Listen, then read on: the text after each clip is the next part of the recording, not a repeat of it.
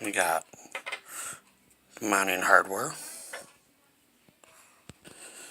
Then over here we got, once you open the package, you got the light bar that is pretty small, but it looks like it's going to power a lot of light. There's where you mount it to the mounting bracket. Whoops. And it has the wire harness.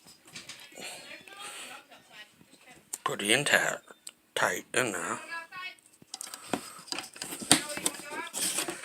And just amazing how big these bulbs are. Part 2 here, we go and put these on. And you'll line it up where you want it to be. Same goes for this one. It's not all that hard, really. It's easy to assemble. Then you'll hook your wire harness on.